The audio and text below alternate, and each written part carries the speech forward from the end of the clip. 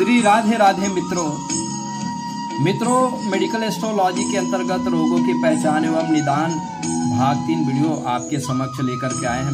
मित्रों आज हम एक महत्वपूर्ण सूत्र के बारे में आपको बताने जा रहे हैं मित्रों, ताकि हम रोगों की पुष्टि कर सकें। मित्रों प्रथम भाव मेष राशि की होती है मित्रों, भाव फिक्स होते हैं मित्रों, और राशियां जो है वो बदलते रहती है। प्रथम भाव से सिर का विचार करते हैं, मेष राशि से भी सिर का विचार करते हैं मित्रों भाव फिक्स होते हैं लेकिन राशियां परिवर्तनशील होती है। जी हाँ मित्रों, मेष राशि द्वादश भाव में हो सकता है, मेष राशि एकादश भाव में हो सकता है।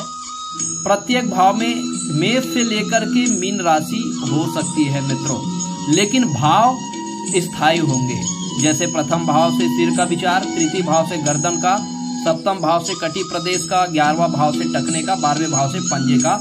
ये भाव और शारीरिक अंग जो है वो फिक्स होते हैं, लेकिन जो राशि होती है मित्रों वो भी शारीरिक अंगों को रिप्रेजेंट करते हैं। जैसे वृष राशि मुख और दाहिने नेत्र को ये रिप्रेजेंट करते हैं, और द्वादश राशि बाएं नेत्र और पंजा को ये मीन राशि जो है वो निर्देशित करते हैं मित्रों यदि हम किसी रोग के बारे में यदि पता लगाने का प्रयास करें मित्रों, जैसे किसी जातक को सिर से संबंधित परेशानी हो रही है, सिर दर्द की परेशानी हो रही है, और लगन में मान लो 2 नंबर की राशि लिखी हुई है मित्रों, तो 2 नंबर की राशि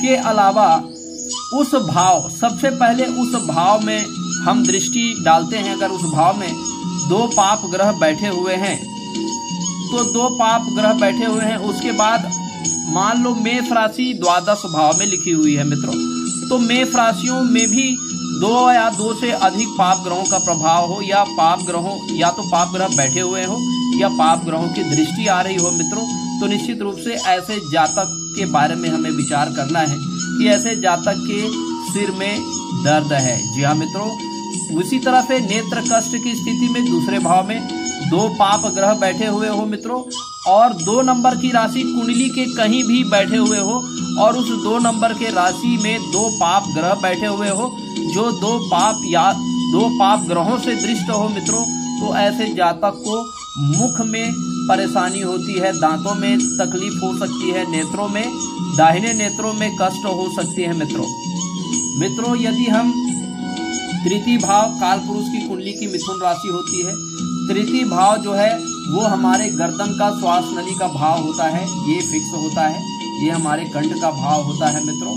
और निश्चित रूप से जब तृतीय भाव में 2 या 2 से अधिक पाप ग्रह बैठे हो, या फिर मिथुन राशि कहीं भी लिखी हो मित्रों कुंडली में, और मिथुन राशि में 2 पाप ग्रह बैठे हुए हो, या मिथुन राशि को 2 या 2 से अधिक पाप ग्रह दृष्टि गोचर कर रहे हो, तो मित्रों ऐसे जातक को श्वास नाल में, ऐसे जातक को गले में, गर्दन में, शोल्डर में, ऐसे जातक को दर्द बना हुआ होता है मित्रों यदि हम चतुर्थ भाव की बात कर लेते हैं, चतुर्थ भाव हमारे फेफड़े का भाव होता है मित्रों, ये फिक्स होता है मित्रों, और कर्क राशि को भी हम फेफड़े से जोड़ के देखते हैं मित्रों। यदि चतुर्थ भाव में 2 या 2 से अधिक पाप ग्रह बैठे हुए हो, और 4 नंबर की राशि कुंडली के किसी भी भाव में लिखी हुई हो मित्रों, और 4 नंबर के राशि के साथ 2 या 2 से अधिक पाप ग्रह यदि बैठे हुए हैं, या कोई भी पाप ग्रहों की 2 या 2 से अधिक पाप ग्रहों की दृष्टि यदि 4 नंबर की राशि पर पड़ रही है, तो निश्चित रूप से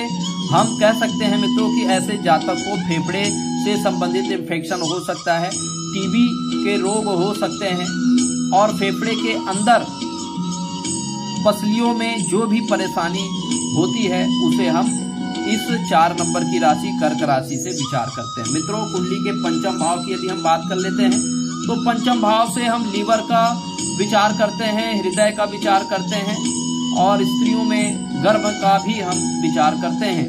यदि 5वें भाव में 2 या 2 से अधिक पाप ग्रह का विराजमान हो मित्रों, और 5 नंबर की राशि कुंडली के कहीं भी विराजित हो मित्रों, उस 5 नंबर की राशि सिंह राशि में 2 या 2 से अधिक पाप ग्रह बैठे हो, या सिंह राशि को 2 या 2 से अधिक पाप ग्रह दृष्टि डाल रहे हो मित्रों, तो निश्चित रूप से ऐसे जातक के लीवर से संबंधित, पाचक तंत्र से संबंधित, हृदय से संबंधित परेशानियों का सामना करना पड़ता है मित्रों, कुंडली का जो छठा भाव है वो हमारे पेट के अंदरूनी हिस्से को ये रिप्रेजेंट करता है मित्रों।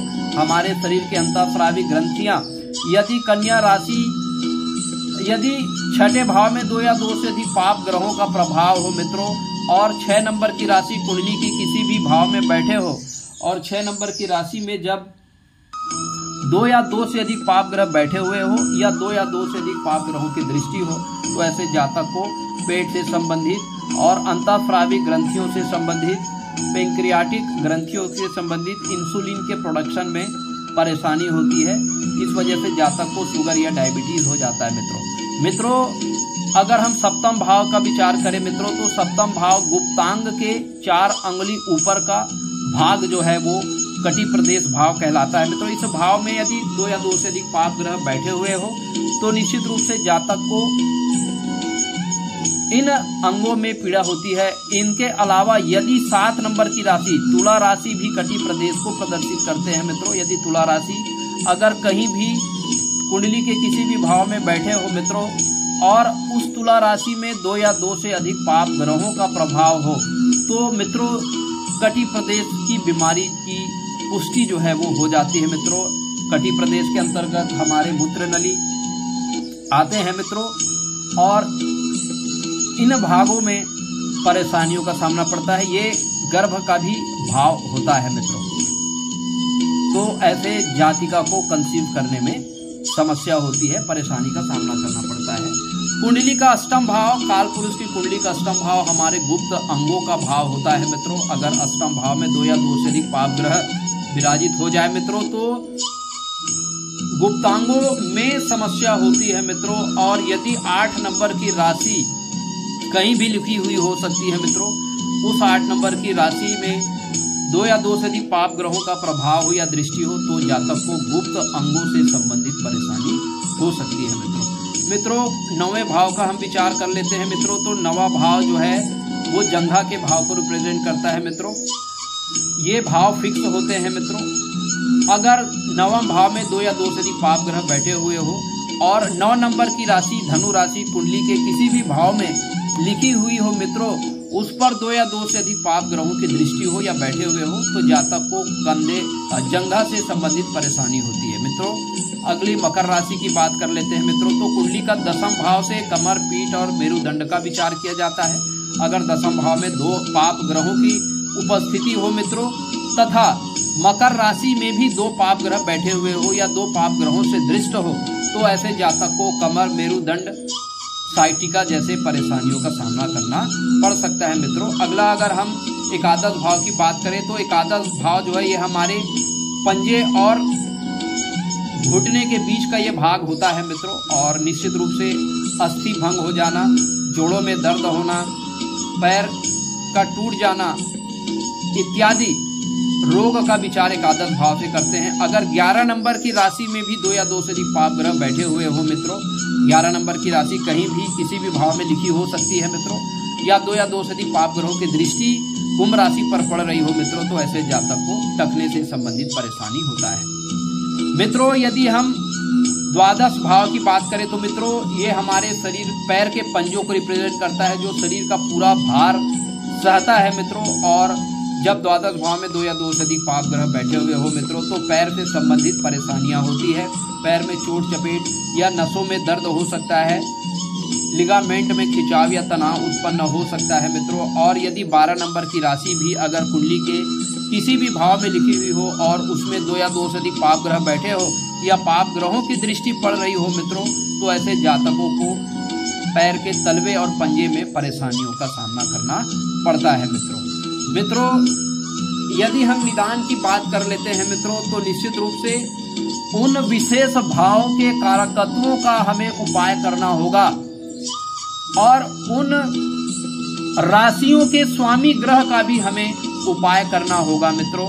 क्योंकि उस भाव को 2 पाप ग्रहों ने पीड़ित किया है, तो उस भाव के कारकत्व के बीज मंत्रों का जाप करना है। जैसे प्रथम भाव तो प्रथम भाव का कारकत्व सूर्य होता है मित्रों। सूर्य के बीज मंत्रों का जाप करना है। प्रथम भाव की राशि मेष राशि होती है, तो मंगल के बीज मंत्रों का जाप करना है मित्रों। और जिन ग्रहों की दशा अंतरदशा लगी हुई हो, उन ग्रहों का प्रभाव भी यदि लगन पर पड़ रहे हैं मित्रों, तो उन ग्रहों के भी बीज मंत्रों का जाप करना होगा मित्रों। उसी प्रकार से हम इन 12 भावों में जो रोग होते हैं, उन भावों के कारक के बीज मंत्रों का उपाय, उन भावों के जो स्वामी हैं उनके बीज मंत्रों का जाप करना है। अगर दशानाथ अंतरदशानाथ का भी संबंध यदि उन विशेष भावों से बन जाता है मित्रों, तो उनके भी बीज मंत्रों का हमें जाप करना है मित्रों। रोगों के पहचान और निदान से संबंधित उपाय के रूप में मित्रों, अगर हम रत्नों के उपाय की बात करें, तो जो ग्रह प्रथम भाव, पंचम भाव और नवम भाव के स्वामी होते हैं, वो योग कारक कहलाते हैं। इनके सदैव हमें रत्न धारण करना चाहिए मित्रों। लेकिन जो ग्रह मारक भाव के स्वामी होते हैं, उनके कभी भी रत्न धारण नहीं करना है। दूसरा भाव मारक है और सप्तम भाव मारक है, बिल्कुल भी गलती से भी इनका रत्न धारण नहीं करना है, अन्यथा रोग की गंभीरता और ज्यादा बढ़ सकती है। उसी प्रकार अशुभ भाव और बाधक भावों के हमें रत्न धारण नहीं करने हैं मित्रों। त्रिशदाय भाव के भी रत्न हमें धारण नहीं करना है। जी हाँ मित्रों, और जो अशुभ भाव है, अकारक भाव है, त्रिशदाय भाव है, उनके बीज मंत्रों का जाप करना है। उन ग्रहों के बीज मंत्रों का जाप करना है, उन ग्रहों की शांति करना है मित्रों। योग कारक ग्रहों की शांति नहीं करना है मित्रों। यदि आपको भी अपना कुंडली एनालिसिस कराना है मित्रों, आप अपने जीवन के किसी भी एस्पेक्ट को लेकर के, आप अपने फैमिली के, अपने मित्रों के, चाहे कोई भी लाइफ के एस्पेक्ट हो मित्रों, कोई भी परेशानी हो, हमारे विद्वान ऋषि मुनियों ने इसके लिए एक समाधान कुंडली के माध्यम से ढूंढ निकाला है मित्रों। यह समय ज्ञान का अंतःकरण करने का है मित्रों। हमारे ऋषि मुनियों ने जो हमारे लिए ज्योतिष शास्त्र का वरदान प्रदान किए हैं मित्रों। ज्योतिष ज्ञान प्राप्त कर हम स्वयं को जान पाएंगे मित्रों। और जिस दिन हमने स्वयं को जान लिया, हमें जीने में बहुत ज्यादा सहज और आसानी होगी। हम अपने समस्याओं को समाधान के दिशा में ले जाने का प्रयास जिस दिन से करेंगे मित्रों, निश्चित रूप से उसी दिन से हमारा यह जीवन जो है वो सार्थक होना शुरू हो जाएगा। जुड़े रहिए मित्रों, आपके अपना पसंदीदा channel astro divine light channel. तब तक के लिए आपके एस्ट्रो फ्रेंड को इजाजत दीजिए मित्रों। यदि हमारा यह प्रयास आपको पसंद आता है, हमारे इस चैनल को अपने मित्र मंडलियों के बीच, अपने कुटुंब जनों के बीच ज्यादा से ज्यादा शेयर करिए मित्रों, और इस अविरल ज्ञान की गंगा को हर घर घर तक पहुंचाइए मित्रों, और पुण्य कमाइए। और निश्चित रूप से उस परमात्मा के जो उद्देश्य है, जो मानव स्वरूप में हमें इस धरती पे भेजा है मित्रों, हम उन उद्देश्यों को पूरा कर पाए। इसी शुभ और मंगल कामनाओं के साथ परमात्मा आपको स्वस्थ रखे, आपकी मनोकामना पूर्ण करे, आपको निरोगी काया प्रदान करे। इसी शुभ और मंगल कामनाओं के साथ अब आपके एस्ट्रो फ्रेंड को इजाजत दीजिए मित्रों। प्रणाम, नमस्कार।